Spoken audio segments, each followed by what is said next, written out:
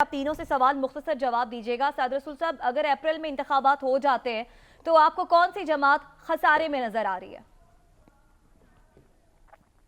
देखें, सबसे पहली बात यह है कि मैं अदील साहब से गुजारिश करना चाहता हूं कि जो मर्जी हमें और हुकूमत को भी, हुकूमत के एडवाइज़र्स को भी मेरी गुजारिश ये है कि इसके अंदर आप जो मर्जी अपना एक सियासी जाल बुने, आप कहें कि वो एक्चुअली आईनी तकाजा है कि जिस दिन कि जब इलेक्शन हो उस दिन जो है वो बारिश होने वाली हो, या उससे 4 दिन पहले तक कपास की हमने चुग ली हो, या आईनी तकाजा है कि जब तक रेफरेंडम नहीं होगा तब तक इलेक्शन नहीं होगा, या आईनी तकाजा है कि जब तक इलेक्शन कमीशन जो है वो अपने घर से इजाज़त नहीं लेके आए। भाई, आप जो मर्जी इसके अंदर अपनी सियासी चीज़ें आप ढूंढ लें, लेकिन मेहरबानी करके आइन को माफ़ी दे दें। ठीक है, ये ना कहें कि ये आईनी तकाजा है।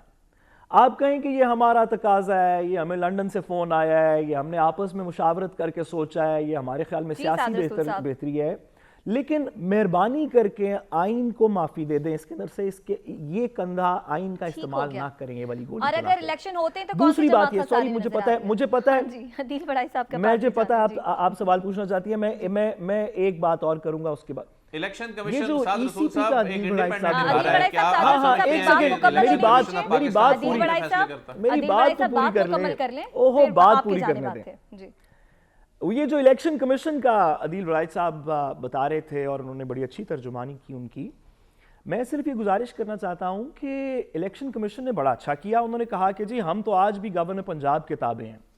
लोगों को बेवकूफ़ बनाना हमें बंद कर देना चाहिए। ये वही इलेक्शन कमीशन है जो जब गवर्नर पंजाब उमर चीमा साहब थे तो उनके ताबे नहीं था। उस वक्त कह रहा था ये गवर्नर होता कौन है हमें डायरेक्शन देने वाला, ये गवर्नर क्यों नहीं ओथ ले रहा, ये गवर्नर का है कौन, ये तो हमारा इख्तियार है, ये तो हमने करना है। अब वही इलेक्शन कमीशन, वही चेयरमैन अब गवर्नर पंजाब के ताबे हो गया।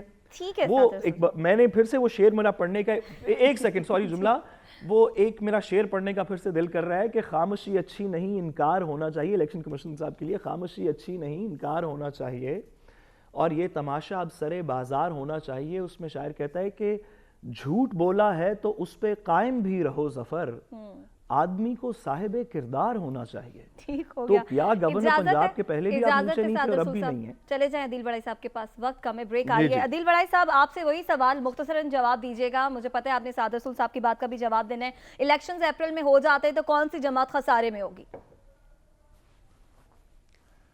देखिए, ये तो सबको पता है कि जो महंगाई का तूफान है, और इस वक्त अभी तो महंगाई आनी है, बिजली महंगी होनी है, 7 रुपये फ़ी यूनिट तक इसने मरहला वार जाना है। यानी जब तक इंतखाबात होने हैं उस वक्त तक इतना बड़ा इम्पैक्ट आ चुका होगा। गैस 60 से 70% महंगी होनी है।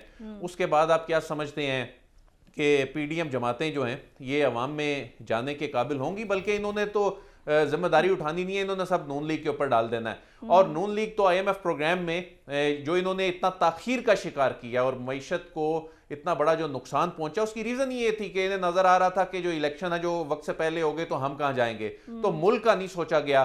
तो अब मजबूरन जाना पड़ गया IMF प्रोग्राम में।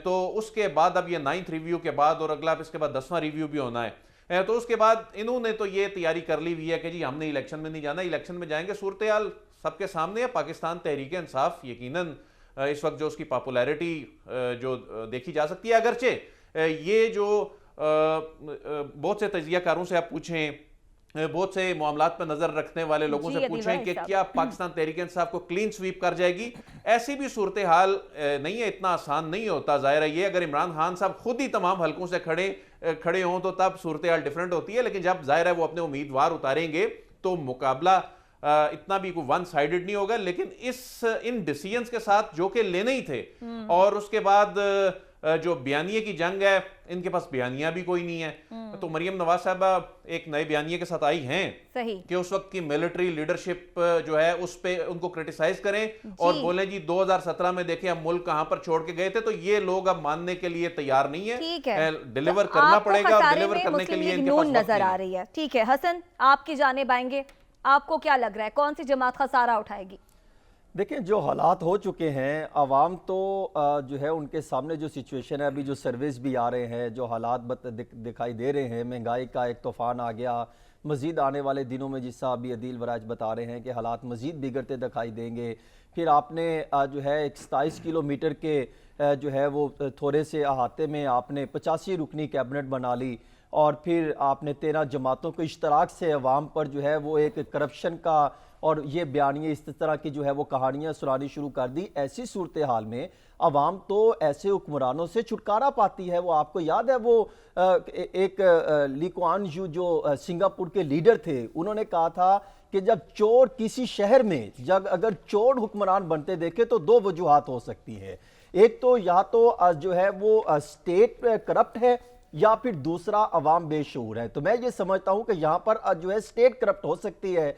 अगर किसी ज़िले में या किसी जगह पे कहीं पे जो है वो चोर हुक्मरान बन जाए और फिर आके अपने केसेस ख़त्म कर दे। मैं किसी टारगेटेड हुकूमत की बात नहीं कर रहा, मैं ओवरऑल बात कर रहा हूँ, समझने वाले समझ जाएंगे। क्योंकि ऐसे हालात में तो अवाम ऐसे छुटकारा पाएंगे कर रही है अब क्या इसमें। और फिर उसमें आप ये कहें कि आके आपने 8-9 महीनों में अपने करप्शन के केसेस खत्म कर दिए, लेकिन आपको पता है आज बहुत बड़ी एक जो है पेशरफ्त हुई है सलमान शहबाज के केस में। जब मनी लॉन्ड्रिंग के केस में उन्होंने कहा कि इनके हवाले से सबूत है और अदालत ने कहा कि इनके खिलाफ तो सबूत अच्छे खासे हैं, तो हम इनकी जो है वो केस में मुस्तरद नहीं किया कर सकते। जी हाँ तो यानी ये केस खत्म नहीं हो सकता। इस तरह के बेशुमार चीजें जब अवाम के सामने आएंगी, अवाम पर आप एक तूफान किस्म का बोझ, आप उन पे जो आपने कभी सोचा था कि आटे के लिए एक दूसरे की जान ले लेंगे, आटे के लिए खुदकुशियां करते दिखाई देंगे, बच्चों को तालीम और सेहत ना मिलने पर ये हालात बन जाएंगे। तो ऐसी सूरत हाल में कौन सी जमात की पोजीशन बेहतर दिखाई देते हैं? वो अभी भी पाकिस्तान तरीके इंसाफ के साथ लोग खड़े दिखाई देते हैं। यानी 76% अवाम अदम इत्तमाद कर चुकी है मुस्लिम लीग नून और पीडीएम जमातों पे। वो चाहते हैं ऐसी हुकूमत आए जो हमें बिल्कुल क्लियर पिक्चर बताए और बताएं कि हालात किधर जा रहे हैं। ठीक है और उनके सामने झूठ ना बोला जाए। आप कह रहे हैं कि अवाम जो है अब एतमाद नहीं कर रही पीडीएम में मौजूद तमाम जमातों पर, और एक बार फिर तमाम उम्मीदें जो हैं वो पाकिस्तान तहरीक इंसाफ से अवाम ने लगा रखी हैं।